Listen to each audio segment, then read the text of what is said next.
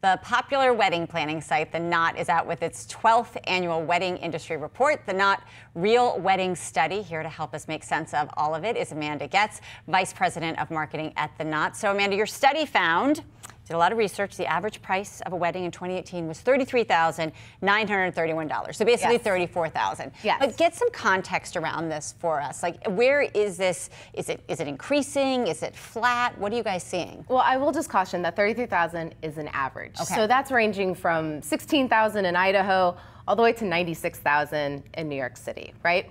And so the cost of a wedding has lots of factors, not only location, but the things that you're thinking about, whether it's the venue, the food, how many guests you're having. Yep. So all of those things impact that number. And is it going up, though, or is it So flat? over the past few years, we've actually seen it stabilize right around $33,000 to $35,000.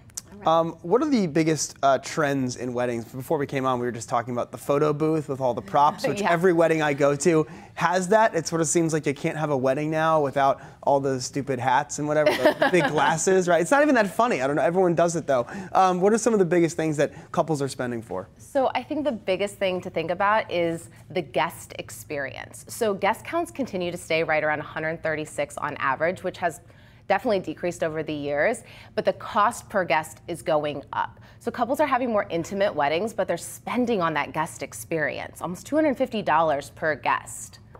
Are parents still paying for weddings? Their portfolios and their stock portfolio has been hammered the past 10 years. Are they still stepping up, or they're putting the burden on their kids to I don't know, pay their fair share? So millennials, 91% of millennials will contribute a little bit to their wedding, but only 9% of them are paying for their wedding themselves.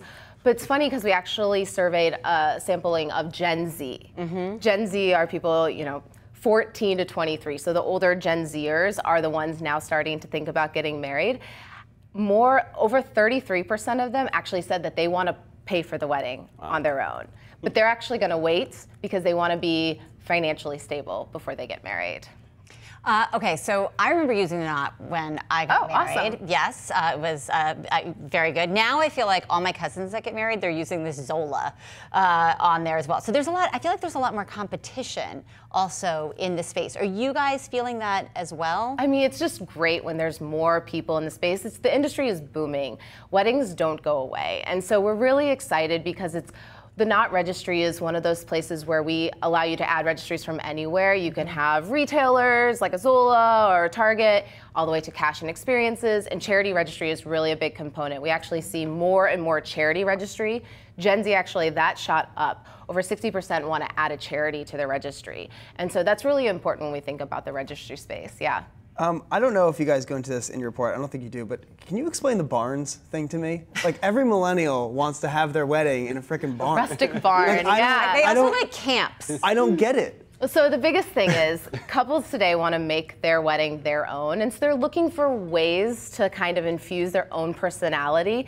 And so barns sometimes allow you to do whatever you want with it. But when you live in the city, a barn makes it seem interesting. But ballrooms are catching on, and they're getting the wind of that. Couples want to be able to make their wedding their own, and so they're providing that flexibility that couples are really wanting. And, well, I guess, and also, like, to follow up with that, how much does Instagram change people's expectations coming into the wedding process? Because I think even 5 years ago, it's like, oh, I've been to my older cousin's wedding or a couple of spot weddings here and there. Now, it's extremely easy to see the experience of thousands of weddings in about 5 seconds. And I think then people probably say, this is what I want to have, even more than they used to. Yeah, I mean, they're definitely trying to look to social media, Pinterest, et cetera, the Knot app to find inspiration. But then we're seeing them want to twist it a little bit to make it their own. So if they see something, they want to infuse their own personality. So we see couples really thinking about tradition and then putting their own twist on it. So if they like a unity ceremony, we've seen couples mixing guacamole instead of a unity candle. We see couples mixing light beer and dark beer. So you said you had bourbon too. They were mixing bourbon from different areas. So they want to take something that they see on social media, but then put their own twist on it. Now, do couples have to make their own hashtag, or will you help people make their own? We help them with that. Okay, That's true. Yeah, we have a hashtag generator.